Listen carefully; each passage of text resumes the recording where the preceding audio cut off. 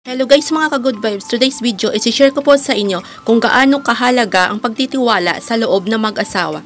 Alamin sa videos na ito. Manood lang po kayo ng video ko hanggang matapos mga ka-good vibes. Maraming salamat and God bless you everyone.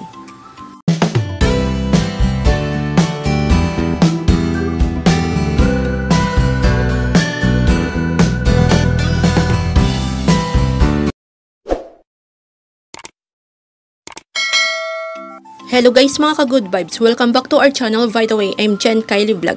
Today's video, i-share ko po sa inyo kung bakit mahalaga ang pagtitiwala sa loob ng mag-asawa. Alamin sa videos na ito. Kaya panoorin nyo na lang po ang full videos mga ka-good vibes. Maraming salamat and God bless you everyone. Disclaimer, ang impormasyong pong ito ay base lang po sa research ko. Sharing good vibes always lang po. Bakit napakahalaga ng tiwala sa loob ng mag-asawa? Ang tiwala ay isa sa mga pagpapahalagang iyon na mahalaga at susi para gumana maging malusog ang mag-asawa.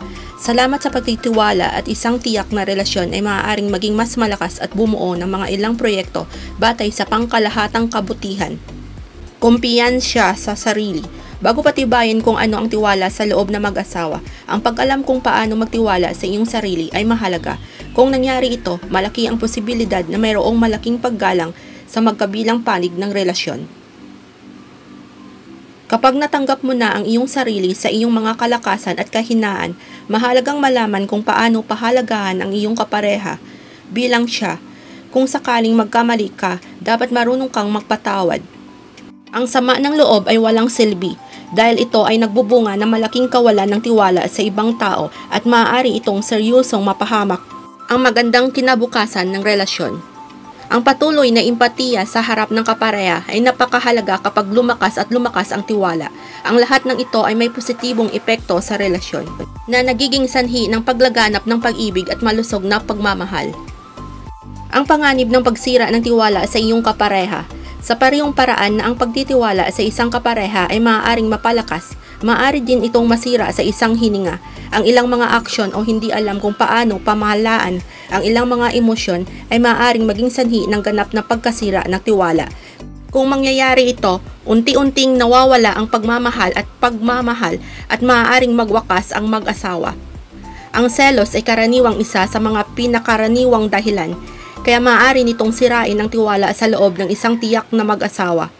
Ang selos ay nagbibigay ng insecurity sa taong nagdurusa dito at nauwi sa pagkahawa sa mismong partner.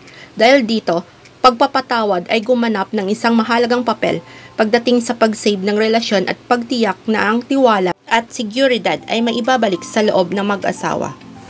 Ang kahalagahan ng komunikasyon sa loob ng mag-asawa.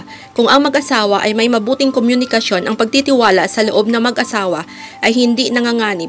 Mahalagang ilagay ang lahat ng card sa mesa upang maiwasan ang mga posibleng hindi pagkakaunawaan na maaaring negatibong makaapekto sa tiwala ng mag-asawa. Dapat marunong kang magsalita at marunong makinig sa ibang tao. Sa ganitong paraan lamang magkakaroon ng tiwala at seguridad sa mag-asawa, isang bagay na mahalaga para sa isang malusog na relasyon na nakabatay sa pag-ibig na mabubuo. Sa madaling salita, para maging malusog ang mag-asawa at tanggapin ng bawat isa ang isa't isa, mahalagang isulong ang halaga na kasing halaga ng tiwala. Para mangyari ito, napakahalaga na mayroong mga halaga tulad ng paggalang, katapatan at komunikasyon. Mula doon, ang relasyon ay nagiging mas matatag at namamahala upang maging masaya. Hello guys mga ka-good vibes, I hope may natutunan po kayo sa videos ko pong ito. If you like my videos, just give me a like and just leave a good comment and share. And don't forget to subscribe.